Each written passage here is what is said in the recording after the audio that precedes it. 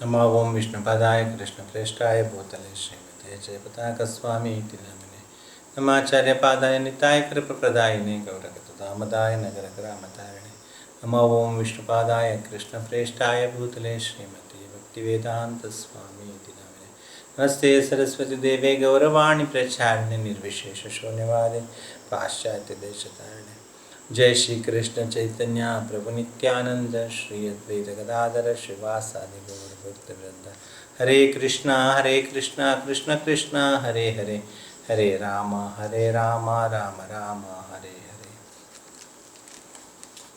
ಹರೇ ಕೃಷ್ಣ. ನಾವು ಈ ಹಿಂದೆ ಹೇಗೆ ಗುರುವಾಯೂರಪ್ಪ ಬಂದು ಸಾಮಾನ್ಯ ಒಂದು ಬಡಪಾಯಿ ಜನಾಂಗದ ಮೇಲೆ ಒಂದು ಬಡವನ ಮೇಲೆ ಹೇಗೆ ಕರುಣೆ ತೋರಿಸಿದ ಅಂತೇಳಿ ಈ ಹಿಂದಿನ ಪ್ರವಚನಗಳಲ್ಲಿ ನಾವು ತಿಳಿದ್ದೇವೆ.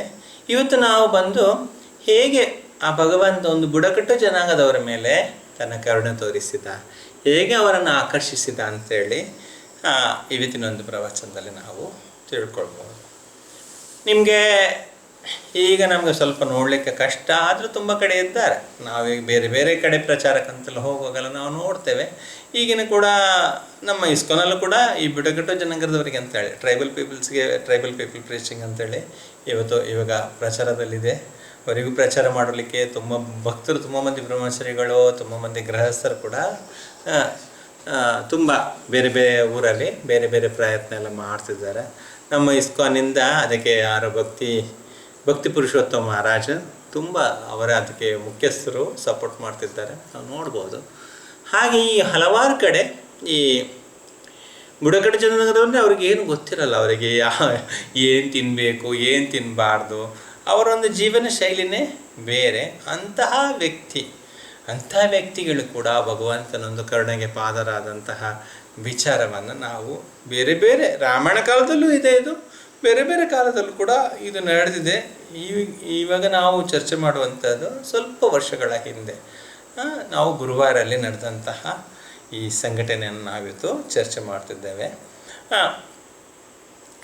ಅಲ್ಲಿ ಒಂದು ಹಳ್ಳಿಯಲ್ಲಿ, ಕೇರಳದ ಒಂದು ಹಳ್ಳಿಯಲ್ಲಿ, ಅಂದರೆ ಅವರು ಗೊತ್ತಲ್ಲ, ಅವರು ಬೆಟ್ಟ ಗುಡ್ಡದ ಮೇಲೆಲ್ಲ ಅವರು ವಾಸಿಸ್ತಿರ್ತಾರೆ, ಬುಡಕಟ್ಟು ಜನಾಂಗದವರು. ನಮ್ಮ ಹಾಗೆ ಒಂದು ಇದರಲ್ಲೆಲ್ಲ ನಗರದಲ್ಲೆಲ್ಲ ಅವರು ಇರೋಲ್ಲ, ಇನ್ನು ಒಂದು ಬೆಟ್ಟದಲ್ಲಿ ಮೂಲೆಯಲ್ಲೆಲ್ಲ ಇರ್ತಾರೆ. ಅವರು ಹೆಚ್ಚು ಜನಸಂಚಾರ ಜಾಗದಲ್ಲಿ ಕೂಡ ಅವರು ಹೆಚ್ಚು ತಿರುಗಲಿಕ್ಕೆಲ್ಲ ಇಷ್ಟಪಡೋಲ್ಲ, ಸ್ವಲ್ಪ ನಾಚಿಕೆ ಸ್ವಭಾವದವರು. ಮತ್ತು ಏನೋ ಸಿಕ್ಕಾಪಟ್ಟೆ ಅಲ್ಲಿ ಏನು ಸಿಗ್ತದೆ ಬೆಟ್ಟದ ಮೇಲೆ ಅದನ್ನು ತಿಂದು ಹಾಗೆ ಜೀವನ ಕಳೀತಿರ್ತಾರೆ.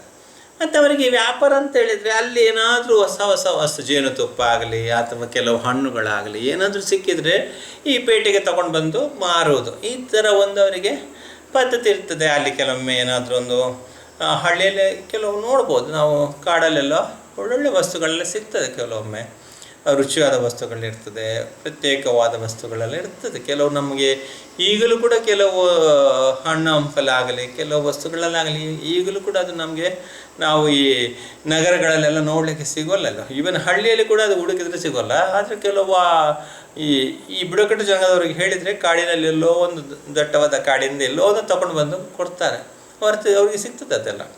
ಹಾಗೆ ಹಳ್ಳಿಯಿಂದ ಏನಾದರೂ ತಗೊಂಡು ಬಂದು ಮಾರೋದು, ಈ ಕಾಡಿನಿಂದ ತೊಗೊಂಡು ಬಂದು ಈ ಹಳ್ಳಿಯಲ್ಲಿ ಮಾರೋದು ಅಥವಾ ಊರಿನಲ್ಲಿಯೋ ಪೇಟೆಯಲ್ಲಿ ಮಾರೋದು, ಅಥವಾ ಅವರಿಗೆ ನಿರ್ದಿಷ್ಟವಾದ ಒಂದು ತನ್ನ ಗ್ರಾಹಕರು ಇರ್ತಾರೆ, ಅಲ್ಲಿಗೆ ಬಂದು ಅವರ ಹತ್ರ ಕೊಡುವುದು, ಆ ರೀತಿಯೆಲ್ಲ ಜೀವನವನ್ನು ಕಳೀತಿರ್ತಾರೆ. ಹೀಗೆ ನಾವಿಡುವಂಥ ಒಂದು ವ್ಯಕ್ತಿ ಅವನಿಗೆ ಬೇರೆ ಬೇರೆ ವಸ್ತುಗಳನ್ನು ಕಾಡಿನಿಂದ ತೊಗೊಂಡು ಬಂದು ಪೇಟೆಯಲ್ಲಿ ಆವಾಗ ಬಂದು ಮಾರೋದು ಹೋಗೋದು. ಅವರಿಗೆ ತುಂಬ ಹಣದ ಆಶೆಯಲ್ಲಿ ಇರೋಲ್ಲ, 10-20 ರೂಪಾಯಿ ಸಿಕ್ಕಿದ್ರೆ ಸಾಕು ಅಂತ ಹೋಗ್ತಾ ಇರ್ತಾನೆ. ಹಾಗೆ ಅವರಿಗೆ ಎಷ್ಟು ಬೇಕೋ ಅಷ್ಟೇ ಅವರು ಇದು ಮಾಡ್ತಾರೆ. ಅಲ್ಲಿ ಬೆಟ್ಟದ ಮೇಲೆ ನಾವು ಮಲಯಾಳಿಯಲ್ಲಿ ಕುರುಂದೊಟ್ಟೆ ಅಂತೇವೆ ಅದಕ್ಕೆ ಕನ್ನಡ ಭಾಷೆಯಲ್ಲಿ ಏನು ಅಂತ ಗೊತ್ತಿಲ್ಲ, ನೀವೇನಾದ್ರು ನೋಡುವ ಪ್ರಯತ್ನ ಕೂಡ ಬೇಡ. ಅದು ನಿಮ್ಮ ಇಷ್ಟ. ಅದು ಯೆಲ್ಲೋ ಕಲರ್ ಫ್ಲವರ್ಸ್ ಬರ್ತದೆ, ಅದಕ್ಕೆ ತುಂಬ ಅದರಲ್ಲಿ ಈ ವೈದ್ಯಕೀಯ ರಂಗದಲ್ಲಿ ಅಂದರೆ ಆಯುರ್ವೇದದಲ್ಲಿ ಅದು ತುಂಬ ಯೂಸ್ಫುಲ್ ಆಗಿರ್ತದೆ. ಅದಕ್ಕೆ ಕೆಲವೊಂದು ವೈದ್ಯಕೀಯ ಮೌಲ್ಯಗಳು ಅದಕ್ಕಿದೆ. ಆದ ಕಾರಣ ಅದು ಎಲ್ಲ ಆಯುರ್ವೇದಿಕ್ ಶಾಲೆಯಲ್ಲಿ ಅದು ಸಿಗ್ತದೆ. ಅದರ ಕಷಾಯ ಆಗಲಿ, ಅದರ ಕೆಲವು ಮೆಡಿಸಿನ್ಸ್ ಈ ಸ್ತ್ರೀಯರಿಗೆ ಬರುವಂಥ ಈ ಮಾಸಿಕ ಧರ್ಮಗಳಿಗೆಲ್ಲ ಅದು ತುಂಬ ಉಪಯೋಗ ಪಡ್ತದೆ. ಅದಕ್ಕೆ ಹೆಚ್ಚಾಗಿ ಅದು ಎಲ್ಲ ಆಯುರ್ವೇದಿಕ್ ಶಾಲೆಯಲ್ಲಿ ಇರ್ತದೆ ಅದು ಈ ಕುರುಂದೊಟ್ಟಿ. ಹಾಗೆ ಈ ಕುರುಂದೊಟ್ಟಿಯನ್ನು ಆವಾಗ ಮೇಲಿಂದ ಗುಡ್ಡಗಳಿಂದ ಬೆಟ್ಟದಲ್ಲಿಂದ ತೊಗೊಂಡು ಬರೋದು, ಕಾಡಿಂದೆಲ್ಲ ತೊಗೊಂಡು ಅದು ಅಲ್ಲಲ್ಲಿ ಆಗ್ತದೆ, ಅದು ದೊರೆಯದ ಒಂದು ವಸ್ತು ಅಲ್ಲ. ಆದರೆ ಈಗೆಲ್ಲ ನಗರಗಳಲ್ಲಿ ಎಲ್ಲ ಈ ಮನೆಗಳು ಎಲ್ಲ ರಹದಾರಿ ಎಲ್ಲ ಆಗಿ ಈ ಥರ ನಮಗೆ ನೋಡಲಿಕ್ಕೆ ಸಿಗೋಲ್ಲ ಅಷ್ಟೇ. ಇಲ್ಲದಿದ್ದರೆ ಅದು ಒಂದು 6 ಮಂತ್ ನಮಗೆ ಎಲ್ಲ ಕಡೆ ಇರ್ತದೆ. ಮತ್ತೆ ನೋಡಲಿಕ್ಕೆ ಸ್ವಲ್ಪ ಸಮಯ ನೋಡಲಿಕ್ಕೆ ಸಿಗೋಲ್ಲ. ಅದು ಬರ್ತದೆ, ಆಟೋಮೆಟಿಕ್ಕಾಗಿ ಬರ್ತದೆ. ಅದಕ್ಕೆ ಬೀಜ ಅಂತ ಏನಿಲ್ಲ, ಅದೇ ಹುಟ್ಟುತ್ತದೆ, ಅದೇ ಸಾಯ್ತದೆ. ಹಾಗೆ ಅದನ್ನು ಬಂದು ಸ್ವಲ್ಪ ತಗೊಂಡು ಬಂದು ಈ ಆಯುರ್ವೇದಿಕ್ ಅಂಗಡಿಗಳಲ್ಲಿ ಕೊಟ್ಟರೆ ಅವರೊಂದು 20 ರೂಪಾಯಿನ ಕೊಡ್ತಾರೆ, 10-20 ರೂಪಾಯಿ. ಅದನ್ನು ಹಿಡ್ಕೊಂಡು ಹೋಗೋದು, ಮೇಲಕ್ಕೆ ಹೋಗಿ ಅದನ್ನು ಮತ್ತೆ ಮನೆಗೆ ಸಿಕ್ಕಿದ ಹಣವನ್ನು ಮನೆಗೆ ತಗೊಂಡು ಹೋಗೋದು, ಆ ರೀತಿ ಕೆಲಸ. ಕೆಲವೊಮ್ಮೆ ಈ ಪೇಟೆಗೆಲ್ಲ ಬರುವಾಗ, ಕೆಲವೊಮ್ಮೆ ಈ ಜೇನುತುಪ್ಪ ಎಲ್ಲ ತರುವಾಗ ಕೆಲವೊಂದು ಅವರ ಮನೆಗೆ ಪರಿಚಯಸ್ಥರಂದರೆ ಯಾರಾದ್ರೂ ಇರ್ತಾರೆ ರೆಗ್ಯುಲರ್ ಕಸ್ಟಮರ್ಸ್, ಅವ್ರ ಹತ್ರ ತೊಗೊಂಡು ಬರುವಾಗ ಒಮ್ಮೆ ಅವ್ರಿಗೆ ಮನೇಲಿ ಇಲ್ಲದ ಹಾಗೆಲ್ಲ ಕೇಳ್ತಾನೆ. ಲಾಸ್ಟ್ ಟೈಮ್ ನಾನು ಬಂದಿದ್ದೆ, ನೀವು ಎಲ್ಲಿ ಹೋಗಿದ್ದೀರಿ ಅಂತ ಹೇಳೋ ಹಾಗೆಲ್ಲ ಮಾತುಕತೆ ಆಗುವಾಗ ಅವ್ರು ಹೇಳ್ತಾರೆ, ನಾವು ಗುರುವಾರಿಗೆ ಹೋಗಿದ್ದೆವು, ನಮ್ಮ ಮಗಳಿದೊಂದು ತುಲಾಭಾರ ಇತ್ತು, ಹಾಗೆ ಹೀಗೆ ಅಂತ. ತುಲಾಭಾರ ಅಂದರೆ ಏನು ಹಾಗೆಲ್ಲ ಹೇಳ್ತಾನೆ. ಸ್ವಲ್ಪ ಆಗ ಕೃಷ್ಣನ ಬಗ್ಗೆ ಪ್ರಚಾರ ಮಾಡ್ತಾರೆ. ಅಲ್ಲೊಬ್ಬ ಕೃಷ್ಣ ಇದ್ದಾನೆ, ಅಲ್ಲಿ ತುಲಾಭಾರ ಅಂತ ಸೇವೆ ನಡೆಯುತ್ತದೆ. ನಾವು ಯಾವಾಗಾದ್ರೂ ಹರಕೆ ಹೊತ್ತುತ್ತಿರ್ತೇವೆ. ಆವಾಗ ನಮ್ಮೊಂದು ಕಷ್ಟ ಎಲ್ಲ ಅದು ಹೋದಾಗ, ಅಥವಾ ನಾವು ಹೇಳಿದ ಹರಕೆ ಅದರ ಒಂದು ಯಾವ ಸಂದರ್ಭದಲ್ಲಿ ಹೇಳಿದಾಗ ಅದನ್ನು ದೇವರು ನೆರವೇರಿಸಿಕೊಟ್ಟಾಗ ಈ ಹರಕೆ, ಇದರಲ್ಲಿ ತುಲಾಭಾರ ಮಾಡ್ತೇವೆ, ಅದರಲ್ಲಿ ತುಲಾಭಾರ ಮಾಡ್ತೇವೆ, ದೇವರಿಗೆ ಹರಕೆ ಹೇಳ್ತೇವೆ, ಅದು ಹರಕೆ ತೀರಿಸಲಿಕ್ಕೆ ಅಂತ ಹೋಗಿದ್ದೇವೆ ಅಂತೇಳಿ ಹೇಳ್ತಾರೆ. ಇದನ್ನೆಲ್ಲ ಮತ್ತೆ ಮನೆಗೆ ಹೋಗಿ ಹೇಳ್ತಾನೆ, ಅಲ್ಲೊಬ್ಬ ಗುರುವಾರಪ್ಪ ಅಂತಿದ್ದಾನಂತೆ, ನಮ್ಮ ಮನಸ್ಸಿನ ಎಲ್ಲ ಬಯಕೆಗಳನ್ನು ನೆರವೇರಿಸ್ತಾನೆ. ಮತ್ತು ಕಷ್ಟ ಕಾಲದಲ್ಲಿ ಅವನನ್ನು ಪ್ರಾರ್ಥನೆ ಮಾಡಿದರೆ, ನಾವು ಈ ರೀತಿಯೆಲ್ಲ ಪ್ರಾರ್ಥನೆ ಮಾಡಿದರೆ ಅವನು ಈ ರೀತಿಯೆಲ್ಲ ಸಹಾಯ ಮಾಡ್ತಾನಂತೆ. ಹಾಗೆಲ್ಲ ಹೇಳಿ ಫಸ್ಟ್ ಕೃಷ್ಣನ ಬಗ್ಗೆ ಕೇಳಿದನ್ನು ಹೊಸ ಭಕ್ತರು ನೋಡಿ ತುಂಬ ಇದಿರ್ತದೆ, ಉತ್ಸಾಹ ಇದೆ. ಯಾರಿಗೂ ಅವರು ಅಪರಾಧ ಮಾಡಿರಲ್ಲ. ಈವನ್ ಕೃಷ್ಣನಿಗೆ ಆಗಲಿ, ಕೃಷ್ಣ ಭಕ್ತರಿಗೆ ಆಗಲಿ, ಯಾರಿಗೂ ಅಪರಾಧ ಮಾಡಿದವರಲ್ಲ. ಒಳ್ಳೆ ಸ್ವಚ್ಛ ಚೈತನ್ಯ ಅದು. ಆ ರೀತಿ ಎಲ್ಲ ಅದರ ವಿಶೇಷತೆಗಳನ್ನೆಲ್ಲ ಹೇಳ್ತಾನೆ. ಹಾಗೆ ಮನುಷ್ಯ ಜೀವನ ನೋಡಿ ಎಲ್ಲರಿಗೂ ದುಃಖಾಲಂ, ಏನೋ ಒಂದು ಸಡನ್ ಆಗಿ ಏನೋ ಒಂದು ಕಷ್ಟ ಬರ್ತದೆ, ನಮಗೆ ಹೇಳಲಿಕ್ಕೆ ಸಾಧ್ಯ ಇಲ್ಲ ಯಾವಾಗ ಏನಾಗ್ತದೆ ಅಂತೇಳಿ. ಪದಂ ಯದ್ವಿಪದಂ ನತೇಶಂ. ಎಲ್ಲ ಜೀವಿಗಳಿಗೂ ಕೂಡ 3 ವಿಧದ ಕ್ಲೇಶಗಳು ನಮ್ಗೆ ಗೊತ್ತಿದೆ. ಆಧ್ಯಾತ್ಮಿಕ, ಆದಿ ಭೌತಿಕ, ಆದಿ ದೈವಿಕ ಕ್ಲೇಶಗಳು. ಹುಟ್ಟಿದ ಪ್ರತಿಯೊಂದು ಜೀವಿ ಕೂಡ ಅನುಭವಿಸಲೇಬೇಕಾಗ್ತದೆ. ಯಾವುದೋ ಒಂದು ರೀತಿಯ ಒಂದು ಕಷ್ಟದಲ್ಲಿ ಸಿಲುಕ್ತಾನೆ. ಹಾಗೆ ಇವನಿಗೂ ಕೂಡ ಒಂದಿನ ಇಂಥ ಒಂದು ಕಷ್ಟದ ಪರಿಸ್ಥಿತಿ ಬಂದಾಗ ಇವನಿಗೆ ನೆನಪಾಯ್ತು, ಈ ಊರಲ್ಲಿ ಜೇನುತುಪ್ಪ ಎಲ್ಲ ಕೊಂಡು ಹೋಗುವಾಗ ಅವ್ರು ಹೇಳ್ತಾರಲ್ಲ, ಹೀಗೆ ಹೇಳಿದಾಗೆಲ್ಲ ಇವನಿಗೂ ನೆನಪಾಯಿತು, ದೇವರೇ ನನಗೆ ಈ ಸಂಘಟನೆ, ಈ ಕಷ್ಟದ ಒಂದು ಸನ್ನಿವೇಶದಿಂದ ನನ್ನನ್ನು ಹೊರಗೆ ಹಾಕಿದರೆ ನಾನು ಕೂಡ ನಿನಗೆ ಕುರುಂದಟ್ಟಿಯಲ್ಲಿ ನಿನಗೆ ಈ ಒಂದು ಸಸ್ಯದಲ್ಲಿ ನಾನು ನಿನಗೆ ತುಲಾಭಾರ ಮಾಡ್ತೇನೆ ಅಂತೇಳಿ. ಆ ದೇವರಿಗೆ ಅದರಿಂದ ಏನು ಆಗಬೇಕಾಗಿಲ್ಲ. ದೇವರ ಭಾವಗ್ರಹ ಜನಾರ್ದನ, ಆದರೆ ಯಾವುದೇ ಕಪಟ ಇಲ್ಲ, ನಿಷ್ಕಪಟನಾಗಿ ಹೇಳಿದಾನೆ, ನಾನು ನಿನಗೆ ದೇವರೇ ಈ ಕುರುಂದೊಟ್ಟಿಯಲ್ಲಿ ನಿನಗೆ ಇದು ಮಾಡ್ತೇನೆ ಅಂತೇಳಿ. ದೇವರು ಅವನ ಮೇಲೆ ಕರುಣೆ ತೋರಿಸಿದ. ಅವನ ಕಷ್ಟ ಹೋಯಿತು. ಆ ದೇವರಿಗೆ ಕೊಡ್ತೇನೆ ಅಂತ ಹೇಳಿದಂತಹ ಕುರುಂದೊಟ್ಟಿಯನ್ನು ಕೊಡಬೇಕು, ಆ ಸಸ್ಯವನ್ನು ತಗೊಂಡು ಕೊಡಬೇಕು. ಆದರೆ ಇನ್ನು ಹೆಂಡತಿ ಮಕ್ಕಳಿಗೆಲ್ಲ ಹೇಳಿದ್ದಾನೆ, ನೀವೆಲ್ಲರೂ ಬರಬೇಕು, ನನಗೆ ಸಹಾಯ ಮಾಡಬೇಕು, ನಾನು ದೇವರಿಗೆ ಈ ಕುರುಂದೊಟ್ಟಿಯನ್ನು ಕೊಡಬೇಕು ಅಂತೇಳಿ. ಆಗ ಹೆಂಡತಿ ಮಕ್ಕಳು, ಅನುಕೂಲವಾದ ಹೆಂಡತಿ, ಆಜ್ಞಾಧಾರಕಳಾದ ಹೆಂಡತಿ, ಹೇಳಿದ್ದನ್ನು ಏನು ಹೇಳಿದರೂ ಕೂಡ ಮಾಡುವಂಥ ಹೆಂಡತಿದ್ದಾಳೆ, ಅದೊಂದು ಭಾಗ್ಯ. ಮಕ್ಕಳು ಕೂಡ ಅವರು ಕೂಡ ಹೇಳಿದಾಗೆ ಕೇಳುವ ಅನುಕೂಲವಾದ ಹೆಂಡತಿ, ಆಜ್ಞಾಧಾರಕರಾದ ಮಕ್ಕಳು, ಅದೆಲ್ಲ ಒಂದು ಪ್ರಿವಿಯಸ್ ಬರ್ತ್, ನಮ್ಮ ಹಳೆಯ ಜನ್ಮದ ಒಂದು ಪುಣ್ಯದ ಫಲ. ಅದು ಎಲ್ಲರಿಗೂ ಸಿಗುವಲ್ಲ, ಕೆಲವರಿಗೆ ಸಿಗ್ತದೆ, ಅವರ ಭಾಗ್ಯ ಅಂದ್ಕೊಳ್ಬೇಕು. ಹಾಗೆ ಮಕ್ಕಳು, ಪಾಪ ಹೆಂಡತಿ ಮಕ್ಕಳೆಲ್ಲ ಸಹಾಯ ಮಾಡ್ತಾರೆ, ಇದು ಕೃಷ್ಣನಿಗೆ ಕೊಡಬೇಕು ಅಂತೇಳಿ. ಯಾಕಂದರೆ ಒಬ್ಬನೇ 100 ಕಿಲೋ ತೆಗೆಯೋದು ಅಂತ ಹೇಳಿದರೆ ಕಷ್ಟ. ಅದಕ್ಕೇನು ಅಷ್ಟೊಂದು ವೆಯ್ಟ್ ಇರಲ್ಲ. ಅದು ಎಷ್ಟು ಒಂದು ದೊಡ್ಡ ಮೂಟೆ ತೊಗೊಂಡ್ರೆ 5 ಕಿಲೋ 6 ಕಿಲೋ ಆಗ್ತದೆ. 100 ಕಿಲೋ ತೊಗೊಳ್ಬೇಕು, ಮತ್ತು ಅದನ್ನು ತೊಗೊಂಡು ಇದಕ್ಕೆ ಎತ್ತಿನ ಗಾಡಿಯಲ್ಲಿ ಹಾಕ್ಕೊಂಡು ಅದನ್ನು ತೊಗೊಂಡು ಬರಬೇಕು. ಹಾಗೆಲ್ಲ ತುಂಬ ಕೆಲಸ ಉಂಟು. ಹಾಗೆ ಹೆಂಡತಿ ಮಕ್ಕಳೆಲ್ಲ ಸೇರಿ ಅದನ್ನು ಎಲ್ಲ ರೆಡಿ ಮಾಡ್ತಾರೆ. ಮತ್ತು ಈ ಪೇಟೆಗೆ ಹೋಗುವಾಗೆಲ್ಲ ಕೇಳ್ತಾರಲ್ಲ, ಬೆಟ್ಟದಿಂದ ಹಾಗೇ ಕಾಡಿನಿಂದ ಅದನ್ನು ಪೇಟೆಗೆ ತೊಗೊಂಡು ಪೇಟೆಗೆ ಅಂದರೆ ಒಂದು ಹಳ್ಳಿಗೆ ತೊಗೊಂಡು ಬಂದಿದ್ದಾರೆ. ಹಳ್ಳಿಯಲ್ಲಿ ಯಾವುದು ಪರಿಚಯ ಬರ್ತಂಗಂತ ಆ ವ್ಯಕ್ತಿ ಹತ್ರ ಕೇಳಿದ್ದಾರೆ ಎತ್ತಿನ ಗಾಡಿ ಬೇಕು ಅಂತೇಳಿ. ಅವ ಕೃಷಿಕ ಅವ ಹೇಳ್ತಾನೆ, ದೇವರ ಸೇವೆಗೋಸ್ಕರ ಕೊಡ್ತೇನಪ್ಪ, ಕೊಂಡೋಗು, ನೀನು ಕೂಡ ಹೋಗು, ಅದರಲ್ಲೇ ಏನು ತೊಂದರೆ ಇಲ್ಲ, ಸ್ವಲ್ಪ ಜಾಗ್ರತೆ, ಅದಕ್ಕೆ ಊಟಪ್ಪ, ಅದಕ್ಕೇನು ಹುಲ್ಲೆಲ್ಲ ತಿನ್ನಿಸಪ್ಪ, ಅದನ್ನು ಕೂಡ ನೋಡಿಕೊ, ಚೆನ್ನಾಗಿ ನೋಡಿಕೊ ಅಂತೇಳಿ. ಇಷ್ಟು ಭಾರ ಎತ್ಕೊಂಡು ಮತ್ತು ಇವರ ಭಾರ ಕೂಡ ಹೊತ್ಕೊಂಡು ಹೋಗ್ಬೇಕಲ್ಲ ಅಷ್ಟು ದೂರಕ್ಕೆ. ಹಾಗೆ ಇವ ಪಾಪ ಸರಳ ಸ್ವಭಾವದವ ತಗೊಂಡು ಹೋಗ್ತಾನೆ. ತಗೊಂಡು ಹೊರಟಿದ್ದಾನೆ. ಹೋಗೋ ದಾರಿಯಲ್ಲಿ ಜನ ಅಪಹಾಸ್ಯ ಮಾಡ್ತಾರೆ, ಅದು ಸಾಮಾನ್ಯ. ಇವನ್ ಕೃಷ್ಣ ಭಕ್ತರಲ್ಲೂ ಕೂಡ ಅದು ನಡೀತದೆ ಅಲ್ಲ. ಮೊದಲು ತಿಲಕ ಇಟ್ಕೊಳ್ಳುವಾಗ, ಮೊದಲು ನಮ್ಮನ್ನು ನೋಡುವಾಗೆಲ್ಲ ಈ ಭಕ್ತಿಗೆ ಮೊದಲು ಬಂದವರನ್ನು ನೋಡಿ ಈ ಭೌತಿಕ ವ್ಯಕ್ತಿಗಳು ಸ್ವಲ್ಪ ಹಾಸ್ಯಾಸ್ಪದವಾಗೆಲ್ಲ ಮಾಡ್ತಾರೆ. ಅದನ್ನೆಲ್ಲ ಯಾರು ಅಷ್ಟು ತಲೆಗೆ ಹಚ್ಕೊಳ್ಬಾರ್ದು. ಅವನು ಕೂಡ ಹಚ್ಕೊಳ್ಳಿಲ್ಲ ಅದನ್ನು, ಏನು ಅಷ್ಟಕ್ಕೆ ಅದರಿಂದ ಅವನಿಗೆ ಏನು ಮನಸ್ಸಿಗೆ ನೋವು ಆಗಲಿಲ್ಲ. ಎಲ್ಲ ಹೇಳ್ತಾರೆ, ಇನ್ನೇನಪ್ಪ ಇದನ್ನು ಇಟ್ಕೊಂಡು ಗುರುವಾರ ಕೃಷ್ಣನು ಇಷ್ಟು ಮೂಟೆ ಮಾಡಿಕೊಂಡು ಒಂದೊಂದು ಅಂಗಡಿ ಹೋಗಿ ಸೇಲ್ ಮಾಡ್ತಾನೆ, 10 ರೂಪಾಯಿಗೆ 20. ಅದು ಇದು ಗುರುವಾರ ಕೃಷ್ಣನಿಗೆ ಎಲ್ಲಿ ಯೂಸ್ ಆಗ್ತದೆ? ಯಾವುದಕ್ಕೋಸ್ಕರ ಯೂಸ್ ಆಗ್ತದೆ? ನೀನೇ ಹೇಳು, ಸುಮ್ಮನೆ ಕೆಲಸ ಇಲ್ವಾ ಇದು? ಕೃಷ್ಣನಿಗೆ ಇದರಿಂದ ಏನು ಲಾಭ ಉಂಟು? ಹಾಗೆಲ್ಲ ಮಾತಾಡಲಿಕ್ಕೆ ತೊಡಗ್ತಾರೆ. ಆದರೆ ಹಳ್ಳಿ ಜನ ಸರಳ ಸ್ವಭಾವದವಾಗ, ಇಲ್ಲ ನಾನು ಇದನ್ನು ಕೃಷ್ಣ ಕೊಡ್ತೇನೆ ಅಂತ ಹೇಳಿದ್ರೆ ತಪ್ಪದೇ ಕೊಡಬೇಕು ಅಂತೇಳಿ ತಗೊಂಡು ಬಂದಿದ್ದಾನೆ. ಹತ್ತಿರ ಬಂದಿದೆ, ಗುರುವಾರ ದೇವಸ್ಥಾನದ ಹತ್ತಿರ ಬಂದಿದೆ. ಅಲ್ಲೇನಾಗಿದೆ ಅಂತ ಹೇಳಿದರೆ, ಅಲ್ಲಿ ಗುರುವಾರ, ನಿಮ್ಗೆ ಗೊತ್ತು, ಗುರುವಾರಿಗೆ ಹೋದರೆ ಅಲ್ಲಿಂದ ಒಂದು 3 ಕಿಲೋಮೀಟರ್ ದೂರದಲ್ಲಿ ಗಜಶಾಲೆ ಉಂಟು. ಪುನ್ನತ್ತೂರು ಕೊಟ್ಟ, ಆನೆಕೊಟ್ಟ ಅಂತಾರೆ, ಯಾರು ಬೇಕಿದ್ರೂ ಕರ್ಕೊಂಡು ಹೋಗ್ತಾರೆ, ಎಲಿಫೆಂಟ್ ಸೆಂಚುರಿ ಅಂತೇಳಿ. ಅಲ್ಲಿ ತುಂಬ ಆನೆಗಳುಂಟು. ಅಲ್ಲೇನಾಗಿದೆ ಅಂದರೆ, ಒಂದು ಆನೆಗೆ ಹುಷಾರಿಲ್ಲ. ತನ್ನ ಮಗುವಿನಂತೆ ಎಷ್ಟೋ ಪ್ರೀತಿಯಿಂದ ಆ ಮಾವತ್ತು ಅದನ್ನು ಸಾಕಿದ್ದಾನೆ, ಅದಕ್ಕೆ ಹುಷಾರಿಲ್ಲದಾಗಿದೆ. ಅದು ತುಂಬ ಸೀರಿಯಸ್ ಆಗಿಬಿಟ್ಟಿದೆ. ಅದು ಗುರುವಾರಪ್ಪನಿಗೆ ಎಷ್ಟೋ ಸೇವೆ ಸಲ್ಲಿಸಿದೆ. ತಾನು ಅದಕ್ಕೆ ಯಾರು ತರಬೇತಿ ಕೊಡ್ತಾನೆ ಅವನು ಹೇಳಿದ ಮಾತನ್ನು ಅಷ್ಟು ಸ್ಪಷ್ಟವಾಗಿ ಪಾಲಿಸ್ತಾ ಉಂಟು. ಅಂಥ ಒಂದು ತನ್ನ ಮಕ್ಕಳು ಕೂಡ ಅಷ್ಟೊಂದು ಒಳ್ಳೆಯ ರೀತಿಯಲ್ಲಿ ಅವನೊತ್ತಿಗೆ ನಡೆಯೋದಿಲ್ಲ, ಅಷ್ಟು ಚೆನ್ನಾಗಿ ನೋಡಿಕೊಳ್ತಿದ್ದಾನೆ ಈ ಆನೆ ಅವನನ್ನು, ಆನೆಯನ್ನು ಅವನು ಕೂಡ ಅಷ್ಟು ಒಬ್ಬರಿಗೊಬ್ಬರು ಅಷ್ಟು ಪ್ರೀತಿ ಬಾಂಧವ್ಯ ಉಂಟು. ಅಷ್ಟು ಪ್ರೀತಿಯಿಂದ ನೋಡಿದ ಆನೆ ಅದಕ್ಕೆ ಹುಷಾರಿಲ್ಲದಾಗ ಅದಕ್ಕೆ ಬೇಕಾಗುವಂಥ ವೈದ್ಯರನ್ನು ತಗೊಂಡು ಬಂದಿದ್ದಾನೆ. ಆ ವೈದ್ಯರು ಅದನ್ನು ನೋಡಿ ಹೇಳಿದರು, ಇದು ಇನ್ನು ಹೆಚ್ಚು ಕಾಲ ಬದುಕಲ್ಲ ಅಂತೇಳಿ. ಪ್ರಾಣ ಹೋಗಿದೆ ಒಮ್ಮೆಲೆ.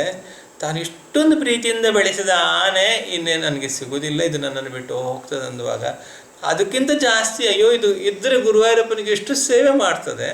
ಆನೆಗಳು ಮಾಡೋ ಸೇವೆ ನಮ್ಮಿಂದ ಮಾಡಲಿಕ್ಕೆ ಆಗ್ತದೆ. ಅಷ್ಟು ದೊಡ್ಡ ಭಾರದ ವಸ್ತುಗಳನ್ನೆಲ್ಲ ಎತ್ಕೊಂಡು ಆ ಕಡೆ ಈ ಕಡೆಲೂ ಹೋಗ್ತದೆ. ಅದಕ್ಕಿಂತ ಭಾಗ್ಯ ಇನ್ನು ಗುರುವಾರ ಕೃಷ್ಣನನ್ನು ತಲೆ ಮೇಲೆ ಎತ್ಕೊಂಡು ಹೋಗ್ತದೆ. ಅದಕ್ಕೆ ಯಾರಿಗೆ ಸಿಗ್ತದೆ ಆ ಭಾಗ್ಯ? ತನ್ನ ಬೆನ್ನಲ್ಲಿ ಗುರುವಾರ ಕೃಷ್ಣ ಕೂತ್ಕೊಳ್ತಾನೆ, ಕೃಷ್ಣನ ಭಕ್ತರು ಕೂತ್ಕೊಳ್ತಾರೆ.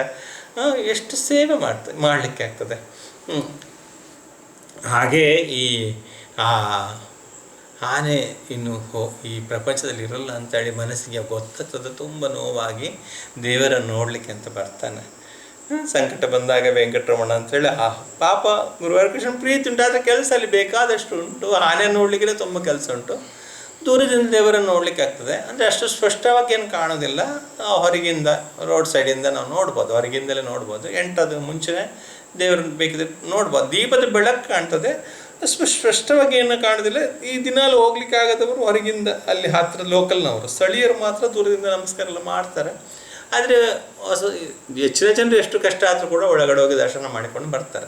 ಅದರ ಒಳಗಡೆ ಕೂಡ ಇನ್ನೂ ಒಳಗಡೆ ಹೋಗದೆ ಹಿಂದಿನ ಬಾಗಿಲಲ್ಲಿ ಹೋದರೆ ಸುಮ್ಮನೆ ಒಂದು ಪ್ರದಕ್ಷಿಣೆ ಎಲ್ಲ ಮಾಡಬಹುದು. ಅಲ್ಲಿಂದಲೂ ಕೂಡ ದೇವರನ್ನು ನೋಡಲಿಕ್ಕೆ ಆಗ್ತದೆ. ಆದರೆ ಹತ್ತಿರದಿಂದ ನೋಡಿದಾಗೆ ಆಗೋದಿಲ್ಲ, ದೂರದಿಂದ ನೋಡ್ಬೋದು. ಅಲ್ಲಿ ಧ್ವಜಸ್ತಂಭದಿಂದಲೂ ಕೂಡ ನಾವು ಲೈನಲ್ಲೆಲ್ಲ ನಿಲ್ಲದೇ ಅಲ್ಲಿಗೆ ಹೋಗಿ ಅಲ್ಲಿಂದ ನೋಡಲಿಕ್ಕೆ ಆಗ್ತದೆ. ಧ್ವಜಸ್ತಂಭದಲ್ಲಿ ಕೂಡ ಅಲ್ಲಿ ಕೂಡ ಎದುರಲ್ಲಿ ನೋಡಲಿಕ್ಕೆ ಆಗ್ತದೆ ದೇವರನ್ನು, ದೇವರಿಗೆ ಕಾಣ್ತದೆ. ಹಾಗೆ ದೂರದಿಂದ ಇವನು ಅಲ್ಲೂ ಕೂಡ ಅಲ್ಲ, ಹೊರಗಡೆ ಅದರ ಮಾವುತ ಅದರ ಅಂಕುಶ ಇರ್ತದೆ ನೋಡಿ, ಅದನ್ನು ತೊಗೊಂಡು ಬಂದಿದ್ದಾನೆ. ಆನೆಯಲ್ಲಿ ಬಿದ್ದಿದೆ, ಅದು ಇನ್ನು ಹೇಳ್ತದಿಲ್ಲ ಗೊತ್ತಿಲ್ಲ. ಕೃಷ್ಣನಲ್ಲಿ ಪ್ರಾರ್ಥನೆ ಮಾಡಲಿಕ್ಕೆ ಬಂದಿದ್ದಾನೆ. ನನ್ನ ಹೆಂಡತಿ ಮಕ್ಕಳನ್ನು ಕೂಡ ಅಷ್ಟೊಂದು ಪ್ರೀತಿಯಿಂದ ನೋಡಲಿಲ್ಲಪ್ಪ, ಅಷ್ಟು ಚೆನ್ನಾಗಿ ನೋಡಿದ್ದೇನೆ ಆನೆಯನ್ನು, ಕೇವಲ ನಿನಗೋಸ್ಕರ. ನಿನಗೆ ಅಷ್ಟೊಂದು ಸೇವೆ ಮಾಡಿದೆ. ನಾನು ನನ್ನ ಹೆಂಡತಿ ಮಕ್ಕಳು ಕೂಡ ಅಷ್ಟು ಸೇವೆ ನಿನಗೆ ಮಾಡಲಿಲ್ಲ, ಅಷ್ಟು ಸೇವೆ ಮಾಡಿದೆ ಆನೆ. ಅದನ್ನು ಅಷ್ಟು ಪ್ರೀತಿಯಿಂದ ನಾನು ಕೂಡ ನೋಡಿಕೊಳ್ತಿದ್ದೆ. ಆದರೆ ನನಗೀಗ ಎಷ್ಟು ಬೇಸರ ಆಗ್ತಾ ಉಂಟು, ಅದು ಇನ್ನು ಹೆಚ್ಚು ಕಾಲ ಬದುಕುವುದಿಲ್ಲ ಅಂಥೇಳಿ ವೈದ್ಯರು ಹೇಳಿದ್ದಾರೆ. ನಿನಗೆ ಎಷ್ಟೊಂದು ಸೇವೆ ಮಾಡಿದೆ, ನಿನಗೆ ಸೇವೆ ಮಾಡಿದ ಉಳಿದ ಆನೆಯನ್ನೆಲ್ಲ ನೀನು ಎಷ್ಟು ನೆನಪಿಸ್ಕೊಳ್ತಿದ್ಯಾ? ಗುರುವಾರ ಕೇಶವೊಂದು ನೋಡು, ಅದಂತೆ ಈಗಲೂ ಪ್ರತ್ಯಕ್ಷ ಸಾಕ್ಷಿಯಾಗಿ ಅಲ್ಲಿ ಎದುರಲ್ಲೂ ಉಂಟು. ಮತ್ತು ಆ ಪದ್ಮನಾಭನನ್ನು ನೀನು ಗುರುತು ಮಾಡಿದ್ಯಾ. ಗುರುವಾರ ಕೇಶವ ಅಂತ ಒಂದು ಆನೆ ಇತ್ತು, ಮುಂದಕ್ಕೆ ಯಾವತ್ತು ಪ್ರವಚನದಲ್ಲಿ ಹೇಳ್ತೇನೆ. ಅದನ್ನು ಯಾರು ಮರೀಲಿಕ್ಕೆ ಸಾಧ್ಯ ಇಲ್ಲ. ಇಷ್ಟು ವರ್ಷ ಆಯ್ತು, ಅದು ಶರೀರ ಬಿಟ್ಟು 50 ವರ್ಷದವರೆಗೆ ಆಯಿತು. ಈಗಲೂ ಕೂಡ ಅದರ ಫೋಟೋ, ಅದಕ್ಕೆ ಪೂಜೆ, ಅದಕ್ಕೆ ಸಮಾಧಿ ಎಲ್ಲ ಉಂಟು ಗುರುವಾರಲ್ಲಿ. ಅಷ್ಟು ದೇವರು ಅದನ್ನು ಮರೆಯಲಿಲ್ಲ. ಅದರ ಸೇವೆಯನ್ನು ಇವತ್ತು ಕೂಡ ಒಂದು ಪ್ರಾಣಿ, ಅದರ ಸೇವೆ ಇವತ್ತು ಮರೆಯಲಿಲ್ಲ ದೇವರು. ಇದು ಈಗಲೂ ಕೂಡ ಅದಕ್ಕೆ ಸನ್ಮಾನಗಳು, ಅದಕ್ಕೆ ಸಮಾಧಿಗೆ ಸನ್ಮಾನಗಳು ಉಂಟು. ಹಾಗೆ ಅದು ಮಾತ್ರ ನಿನಗೆ ಸೇವೆ ಮಾಡಿದ್ದು, ನಮ್ಮ ಆನೆ ನಿನಗೆ ಸೇವೆ ಮಾಡಲಿಲ್ಲ. ಈ ರೀತಿಯಾಗಿ ದುಃಖದಿಂದ ಮನನೊಂದು ಈ ರೀತಿಯೆಲ್ಲ ಕೇಳ್ತಿದ್ದಾನೆ. ಅಷ್ಟೊತ್ತಿಗೆ ಅಲ್ಲಿ ನಮಸ್ಕಾರ ಮಾಡ್ತಾನೆ. ನಮಸ್ಕಾರ ಮಾಡಿ ಅಲ್ಲಿ ಅಷ್ಟೊತ್ತಿಗೆ ಎಲ್ಲರೂ ಹೇಳು ಹೇಳು ಅಂತೇಳಿ ಹೇಳ್ತಿದ್ದಾರೆ. ಯಾಕಪ್ಪ ಏನಾಯ್ತು ಅಂತ ನೋಡುವಾಗ ಒಂದು ಎತ್ತಿನ ಗಾಡಿ ಬಂದು ಹಿಂದುಗಡೆ ನಿಂತಿದೆ. ಆಶ್ಚರ್ಯ ಇವನಿಗೆ. ಯಾಕಂದ್ರೆ ಆ ವೈದ್ಯರು ಅಂದಿದ್ದಾರೆ, ಆ ಆನೆನ ಈಗ ಎಬ್ಬಿಸಬೇಕಾದ್ರೆ ಸುಮಾರು 100 ಕಿಲೋದಷ್ಟು ಇದು ಬೇಕು, ಕುರುಂದೊಟ್ಟಿ ಬೇಕು, ಆ ಸಸ್ಯ ಬೇಕು. ಆ ಕುರುಂದೊಟ್ಟಿ ಸಸ್ಯ ಅದಕ್ಕೋಸ್ಕರ ಎಲ್ಲರೂ ಫೋನೆಲ್ಲ ಮಾಡಿ ಆ ಕಡೆ, ಯಾಕೆ ಹಳೆಯ ಕತೆ ಅಲ್ಲ ಇದು, ತುಂಬ ಹಳೆಯ ಕತೆ ಅಲ್ಲ, ಫೋನಲ್ಲಿರುವ ಕಾಲದ ಕತೆ.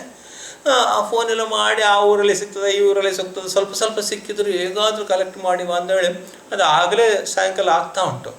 ಎಲ್ಲೋ ಸಿಗುವ ಸಾಧ್ಯತೆಗಳೆಲ್ಲ. ಅಷ್ಟೊತ್ತಿಗೆ ಆ ಎತ್ತಿನ ಗಾಡಿ ಬಂದು ಹಿಂದೆ ನಿಂತಿದೆ. ಆಶ್ಚರ್ಯ ಹೋಗ್ತಾನೆ, ಏನು ಗುರುವಾರಪ್ಪನ ಕೃಪೆ ಇದು, ಇದು ಸಾಮಾನ್ಯ ಮನುಷ್ಯನ ತೊಗೊಂಡು ಬಂದದ್ದು, ಯಾರಿದು ಅಂತೇಳಿ ಅವನನ್ನು ನೋಡ್ತಿದ್ದಾನೆ. ಹೆಂಡತಿ ಮಗಳನ್ನು ನೋಡ್ತಾನೆ. ಅಯ್ಯೋ ಇವರು ಎಲ್ಲಿಂದ ಬಂದಿದ್ದಾರೆ, ಗೊತ್ತಾಯ್ತು ಇವರಿಗೆ ಗುರುವಾರಪ್ಪನಿಗೆ ಇದು ಬೇಕು ಅಂತೇಳಿ. ಇದು ಹಿಂದೆ ಯಾರಿದ್ದಾರೆ, ಇದು ಏನು ಪವಾಡ ಇದು ಅಂತೇಳಿ ಆಶ್ಚರ್ಯ ಹೋಗ್ತಾರೆ. ಕೂಡಲೇ ಅವನನ್ನು ಕರ್ಕೊಂಡೋಗಿ ಅದು ಫಸ್ಟ್ ಅದನ್ನು ತೆಗಿಲಿಕ್ಕೆ ಪ್ರಯತ್ನ ಮಾಡುವಾಗ, ಇಲ್ಲೆಲ್ಲ ಇದು ನಾನು ತುಲಾಭಾರ ಮಾಡಲಿಕ್ಕೋಸ್ಕರ ತೊಗೊಂಡು ಬಂದದ್ದು. ಅವನನ್ನು ಆಗನೇ ಎತ್ಕೊಂಡು ಹೋಗ್ತಾನೆ. ಅರೆ ನನ್ನ ಗಣನನ್ನು ಎಲ್ಲಿ ಎತ್ಕೊಂಡು ಹೋಗ್ತಿದ್ದಾರೆ ಅಂತೇಳಿ ಹೆಂಡತಿ ಭಯದಿಂದ ನೋಡ್ತಿದ್ದೆ. ಇಲ್ಲಮ್ಮ ತುಲಾಭಾರ ಮಾಡಿಸ್ಲಿಕ್ಕೆ ಅಂತೇಳಿ. ಅವಳಿಗೆ ಗೊತ್ತಿಲ್ಲ, ಫಸ್ಟ್ ಟೈಮ್ ಬರೋದು, ತುಲಾಭಾರ ಮಾಡೋರ್ನೆಲ್ಲ ಹೊತ್ಕೊಂಡು ಹೋಗ್ತಾರೆ ಏನೋ ಗೊತ್ತಿಲ್ಲ. ಹೇಗೆ ಕೂಡಲೇ ತುರ್ತು ಪರಿಸ್ಥಿತಿ ಎದುರ್ಕೊಂಡಾಗ ಕೂಡಲೇ ಅವನನ್ನು ಹೋಗಿ ತುಲಾಭಾರ ಮಾಡಿಸಿ ಆ ಕುರುಂದೊಟ್ಟೆ ಎಲೆಯನ್ನು ತುಲಾಭಾರದ ಇನ್ನೊಂದು ಸೈಡ್, ಒಂದು ಸೈಡನ್ನು ಕೂತ್ಕೊಳಿಸ್ತಾರೆ, ಇನ್ನೊಂದು ಸೈಡಲ್ಲಿ ಆ ತುಲಾಭಾರಕ್ಕೋಸ್ಕರ ಆ ಕುರುಂದೊಟ್ಟಿ ಎಲೆಯನ್ನು ಹಾಕಿದ್ದಾರೆ, ಆ ಸಸ್ಯಗಳನ್ನು ಹಾಕಿದ್ದಾರೆ. ಸುಮಾರು 100 ಕಿಲೋದಷ್ಟು ಹಾಕಿದ್ದಾರೆ. ಆವಾಗ ತಕ್ಕಡಿ ಈ ಕಡೆ ಎಲೆಗಳು ಜಾಸ್ತಿ ಆಗೋದು. ಇವ ಮೇಲೆ ಹೋಗಿದ್ದಾನೆ, ಎಲೆಯ ಸೈಡಲ್ಲಿ ಅದು ತಕ್ಕಡಿ ಕೆಳಗೆ ಬಂದಿದೆ. ಕೂಡಲೇ ಅದನ್ನು ತಗೊಂಡು ಹೋಗಿ ಅಲ್ಲಿಗೆ ಗಜಶಾಲೆಗೆ ತಗೊಂಡು ಹೋಗ್ತಾರೆ. ಗಜಶಾಲೆಯಲ್ಲಿ ತಗೊಂಡೋಗಿ ಅದನ್ನು ಮದ್ದನ್ನು ತಯಾರು ಮಾಡ್ತಾರೆ, ಔಷಧವನ್ನು ತಯಾರು ಮಾಡಿ ಆನೆಗೆ ಕುಡಿಸಲಾಗಿದೆ. ಆ ಡಾಕ್ಟ್ರ್ ಅಲ್ಲೇ ಇದ್ದಾರೆ, ಅವರು ಕಾದು ಕೂತಿದ್ದಾರೆ, ಇದು ಹೆಚ್ಚು ಸಮಯ ಬದುಕಲ್ಲ, ಆದರೆ ನೀನು ಕುರುಂದೊಟ್ಟಿ ಎಲೆ ತಂದರೆ ಮಾತ್ರ ಇದೊಂದು ಮತ್ತಿದನ್ನು ಬದುಕಿಸ್ಬೋದು, ಆದರೆ ಆದಷ್ಟು ಬೇಗ ತರಬೇಕು ಅಂತೇಳಿ. ಅಷ್ಟು ಬೇಗದಲ್ಲಿ ಭಗವಂತನೊಂದು ಪವಾಡ ನೋಡಿ ಆನೆಗೆ ಯಾವಾಗ ಹುಷಾರಿಲ್ವೋ ಆಗನೇ ಅದನ್ನು ಅದಕ್ಕಿಂತ ಮುಂಚೆನದು ರೆಡಿ ಮಾಡಿದ್ದಾರೆ, ಅದಕ್ಕೆ ಮದ್ದು ಎಲ್ಲಿಂದ ತರಬೇಕು ಅಂತೇಳಿ. ಎಲ್ಲ ಭಗವಂತನು ಇನ್ನು ತುಂಬ ಜಾಗೃತನಾಗಿ ಆ ದೂರಾಲೋಚನೆಯಲ್ಲಿದ್ದಾನೆ. ಅವನು ಮುಂದೆ ಪ್ಲ್ಯಾನ್ ಮಾಡಿದ್ದಾನೆ, ಇದನ್ನು ಹೇಗಾದರೂ ಕಾಪಾಡಬೇಕು ಅಂತೇಳಿ. ಇವನಿಗಿಂತ ಹೆಚ್ಚು ರೆಸ್ಪಾನ್ಸ್ ಅವನಿಗುಂಟು. ಕೆಲವೊಮ್ಮೆ ನಾವೇ ಇದಕ್ಕೆ ಜವಾಬ್ದಾರರು, ನಾವೇ ಮಾಡಬೇಕು ಅಂದ್ಕೊಳ್ತೇವೆ. ಅದೇ ನಮ್ಮ ಹತ್ರ ಮಾಡಿಸ್ಬೇಕು ಅಂತೇಳಿ ದೇವರಿಗೆ ನಮಗಿಂತ ಒಂದು ಸ್ಟೆಪ್ ಮುಂಚಿನ ಒಂಥರ ಪ್ಲ್ಯಾನ್ ಇರ್ತದೆ. ಈ ಕೆಲಸವನ್ನು ಚೆನ್ನಾಗಿ ಮಾಡಬಲ್ಲ, ಈ ಕೆಲಸವನ್ನು ಇವನಿಗೆ ಈ ಹೊಣೆಗಾರಿಕೆ ಇವನಿಗೆ ಕೊಡಬೇಕು, ಈ ಹೊಣೆಗಾರಿಕೆ ಇವನಿಗೆ ಕೊಡಬೇಕು, ಈ ಹೊಣೆಗಾರಿಕೆ ಇವನಿಗೆ ಕೊಡಬೇಕು. ದೇವರಿಗೆ ಸ್ಪಷ್ಟ ಗೊತ್ತು. ನಾವು ಅವನ ಕೈಯಲ್ಲಿರುವ ಒಂದು ಸಾಧನಗಳಷ್ಟೇ. ಇದನ್ನು ಮಾಡಿಸುವವ ಯಾರು? ಸಾಕ್ಷಾತ್ ಭಗವಂತನೇ ಮಾಡಿಸೋದು. ಹಾಗೆ ಆ ಭಗವಂತ ಯಾರಿಗೆ ಯಾವ್ಯಾವ ರೀತಿಯಲ್ಲಿ ಪ್ರೇರಣೆ ಕೊಡ್ತಾನೆ.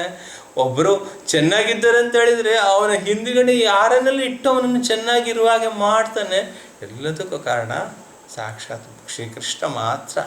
ಎಲ್ಲರನ್ನು ಎಲ್ಲ ವಿಧವಾಗಿ ನಡೆಸ್ಕೊಂಡು ಬರುವವ ಭಗವಂತ. ನೋಡಿ, ಒಂದೇ ಕ್ಷಣದಲ್ಲಿ ಎಲ್ಲರ ನೋವುಗಳು ಮಾಯ ಆಯಿತು. ಮಾವುತನ ನೋವು ಮಾಯ ಆಯಿತು. ಅವರು ಆ ಕುರುಂದೊಟ್ಟಿಯೆಲ್ಲ ತಗೊಂಡು ಬರುವಾಗ ಅವರಿಗೆ ಎಷ್ಟೋ ಜನ ಅಪಹಾಸ್ಯ ಮಾಡಿದ್ರು, ಏನೆಲ್ಲ ಮಾಡಿದ್ರು. ಅವನ ಮನಸ್ಸಿನ ನೋವು ಮಾಯವಾಯಿತು.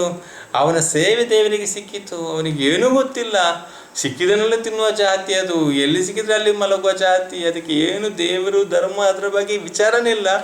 ಆದರೆ ಅಲ್ಲಿ ಇಲ್ಲಿ ಸ್ವಲ್ಪ ಕೇಳಿದ ಕೃಷ್ಣನ ಬಗ್ಗೆ ಕೇಳಿ ಅವನಿಂದ ಇಷ್ಟು ಸಂಸ್ಕಾರ ಬಂತು, ಕೃಷ್ಣನಲ್ಲಿ ಭಕ್ತಿ ಬಂತು. ಅಷ್ಟೇ ಅಲ್ಲದೆ ಕೃಷ್ಣನ ಒಂದು ಪ್ರತ್ಯೇಕವಾದ ಅನುಗ್ರಹಕ್ಕೆ ಪಾತ್ರನಾದ, ಅವನಿಗೆ ತುಲಾಭಾರ ಮಾಡಿಸಿದಷ್ಟೇ ಅಷ್ಟೇ ಅಲ್ಲದೆ ಅವನಿಗೆ ಪ್ರತ್ಯೇಕವಾದ ಕೊಡುಗೆಗಳನ್ನು ಕೂಡ ಕೊಡಲಾಯಿತು. ಒಂದು ಸಮಯಕ್ಕೆ ಸರಿಯಾಗಿ ಆನೆಗೊಂದು ಮದ್ದು ಔಷಧವನ್ನು ತಗೊಂಡು ಬಂದಿದ್ಯಾ ಅಂತೇಳಿ. ಹಾಗೆ ಒಂದೇ ಒಂದು ಗುರುವಾರಪ್ಪನ ಕರುಣೆಯಲ್ಲಿ ಎಲ್ಲರ ಮನಸ್ಸಿನ ದುಃಖಗಳು ಬಗೆಹರಿಯಿತು. ಒಂದು ಕಡೆ ಅಮಾವತನಿಗಿದ್ದ ದುಃಖ, ಒಂದು ಕಡೆ ಆನೆ ಅದು ಅನುಭವಿಸಿದ ನೋವುಗಳು ಮಾಯ ಆಯಿತು. ಇನ್ನೂ ಎಲ್ಲರಿಗೆ ಮಂದಿರದ ಕಚೇರಿಯಲ್ಲಿರುವವರಿಗೆ ಎಲ್ಲರಿಗೆ ಅಯ್ಯೋ ಕುರುಂದಟ್ಟಿ ಬೇಕು ಅಂತೇಳೆಲ್ಲ ಹುಡುಕುವಾಗ ಎಲ್ಲರಿಗೊಂದು ರೀತಿಯ ಮಾನಸಿಕ ಒತ್ತಡ ಉಂಟಾಯಿತು. ಎಲ್ಲಿ ತೊಗೊಂಡೋದು, ಹೇಗೆ ತೊಗೊಂಡು ಬರೋದೊಂದು, ನೀವು ಯಾರು ಏನು ಮಾಡಬೇಡಿ, ಎಲ್ಲ ನಾನು ಮಾಡ್ತೇನೆ ಅಂಥೇಳಿ ಭಗವಂತ ಆ ಕ್ಷಣದಲ್ಲಿ ಎಲ್ಲವನ್ನು ಏರ್ಪಾಡು ಮಾಡಿಕೊಟ್ಟ. ಅದರಿಂದ ಎಲ್ಲರಿಗೂ ಖುಷಿ ಆಯಿತು. ಈ ರೀತಿಯಾಗಿ ಭಕ್ತರ ನೋವನ್ನು, ಭಕ್ತರ ಮನಸ್ಸಿನ ಒಳಗಡೆ ಆಗುವಂಥ ಎಲ್ಲ ವಿಚಾರಗಳನ್ನು ಭಗವಂತ ಚೆನ್ನಾಗಿ ನೋಡಿಕೊಳ್ತಾರೆ. ನಮ್ಮ ಕೆಲಸ ಕೇವಲ ಅವನಿಗೆ ಸೇವೆ ಮಾಡೋದು ಮಾತ್ರನೇ. ನಮ್ಮನ್ನು ಹೇಗೆ ನೋಡಿಕೊಳ್ಬೇಕು, ಅವನನ್ನು ನಾವು ರಾತ್ರಿಯಾಗಲು ಚಿಂತನೆ ಮಾಡಿದ್ರೆ ಸಾಕು, ಅಷ್ಟೇ. ನಮ್ಮ ಯೋಗಕ್ಷೇಮವನ್ನು ಅವನೇ ನೋಡಿಕೊಳ್ತಾನೆ. ಅನನ್ಯಶ್ಚಿಂತೆಯಂತೋ ಮಾಂ ಯೇ ಜನಾ ಪರ್ಯುಪಾಸತೆ ತೇಷಾಂ ನಿತ್ಯಾಭಿಯುಕ್ತಾನಾಂ ಯೋಗಕ್ಷೇಮಂ ವಹಾಮ್ಯಹಂ. ಅನನ್ಯ, ನೀನು ಬೇರೆ ಯಾವುದೇ ಆಲೋಚನೆ ಮಾಡಬೇಡ, ಏನಿದ್ರು ನೀನು ನನ್ನ ಬಳಿಗೆ ಬಾ. ಭಗವಂತ ಹೇಳ್ತಾನಲ್ಲ, ಆರ್ತೋ ಜಿಜ್ಞಾಸುರ ಅರ್ಥಾತಿ. ದುಃಖದ ಕಾಲ ಇರುವವರು, ಕಷ್ಟದ ಕಾಲ ಬಂದಿದೆ, ಬಾ ನನ್ನ ಹತ್ರ ಬಾ, ನಾನು ಅದನ್ನು ಬಗೆಹರಿಸಿಬಿಡ್ತೇನೆ, ನಾನು ನಿನಗೆ ಮದ್ದು ಕೊಡ್ತೇನೆ, ನಿನಗೆ ಪರಿಹಾರ ಮಾಡಿ ಕೊಡ್ತೇನೆ. ಹಾಗೆ ಏನೇ ಆಗಲಿ ನಾವು ಪ್ರತಿ ಕ್ಷಣವೂ ಕೂಡ ಭಗವಂತನಿಗೆ ಧನ್ಯವಾದಗಳನ್ನು ಅರ್ಪಿಸಿ ಹರೇ ಕೃಷ್ಣ ಕೃಷ್ಣ ಕೃಷ್ಣ ಹರೇ ಹರೇ, ಹರೇ ರಾಮ ರಾಮ ರಾಮ ಹರೇ ಹರೇ. ಪ್ರತಿ ಕ್ಷಣವೂ ಕೂಡ ಭಗವಂತನನ್ನು ನಾವು ಜ್ಞಾಪಿಸಬೇಕು, ಅವನ ಸ್ಮರಣೆ ಮಾಡಬೇಕು. ಯಾವ ಕಾರಣಕ್ಕೂ ಕೂಡ ಭಗವಂತನನ್ನು ನಾವು ಮರೆಯಬಾರದು. ಗುರುವಾಯೂರಪ್ಪನ ಕೀ ಜೈ, ಶಿಲ ಪ್ರಭುಪಾದ ಕೀ ಜೈ, ಶಿಲ ಗುರುದೇವ್ ಕೀ ಜೈ. ನಿತಾಯ್ ಗೌರ ಪ್ರೇಮಾನಂದೇ ಹರಿ ಹರಿ.